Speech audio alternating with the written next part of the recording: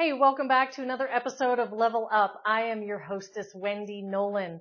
Can you believe we're almost at the end of our 7-week success series? That's right, this is week number 6.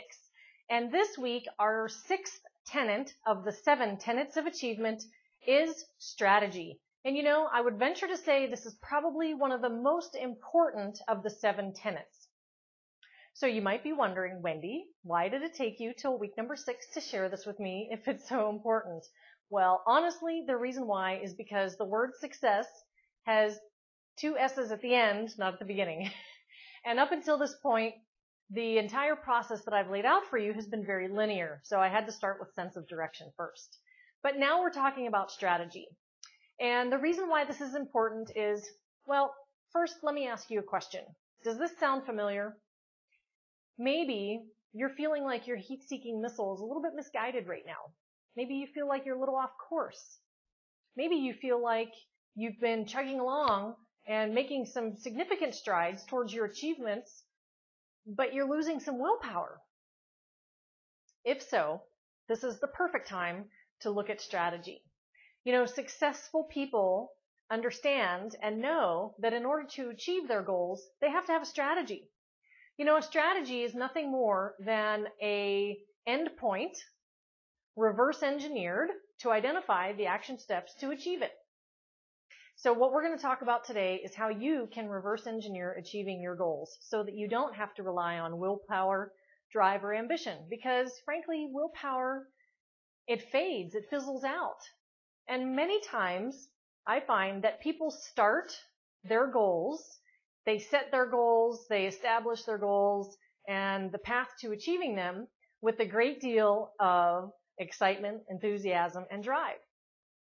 But then so many weeks or months into the process, they start to lose steam.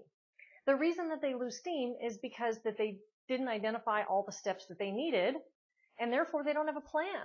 You know, if you can follow a plan, you have milestones and benchmarks, and each time you achieve one of those, well, that's an accomplishment. So it's building in many accomplishments on the way to the big accomplishment. So let's talk about our achievement avatar, Robert.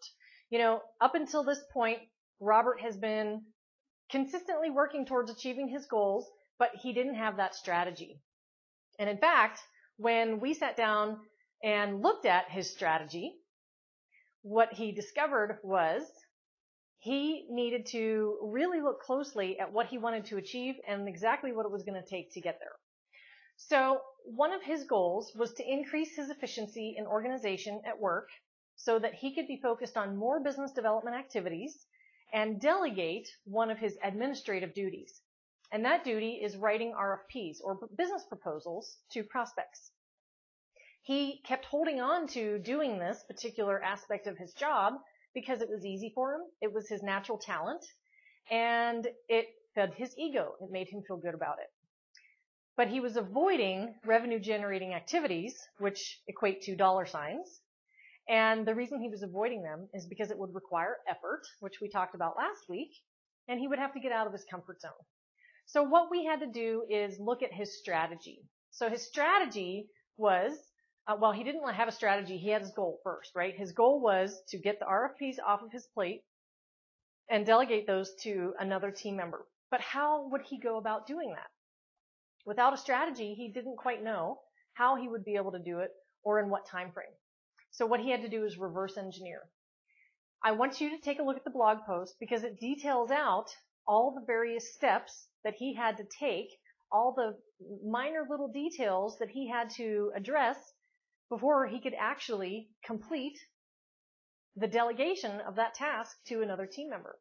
And I'll tell you that his one goal, what he was able to put down on his goal worksheet, was about 7 steps that he had to take. And that's just thinking at a high level. What about all the other steps associated with each of those high level steps? So you can see when you read the blog post that there are many steps that have to be taken in order to achieve your desired goal. So in order to achieve that desired goal, reverse engineer it. Figure out what the end result will look like, and then the steps you have to take to achieve it by going backwards in time. So I hope this helps you. Next week is our last week, and I'm really excited about the last week because there's a really cool topic that we're going to talk about that maybe a lot of people haven't thought about in goal achievement, but it makes a lot of sense. So that's it for this week. I hope you keep leveling up. And if you're watching this on Facebook, I'd love it if you could give me a thumbs up. If you're on my YouTube channel, go ahead and subscribe now. And of course, make sure that you engage with me and my community that is ever growing on LinkedIn, Twitter, Facebook, Pinterest, Google+. I'd love to see you in any one of those or all of those social media platforms. Until next week, this is Wendy at Wendy Nolin Worldwide. Keep leveling up, and I'll see you on the flip side.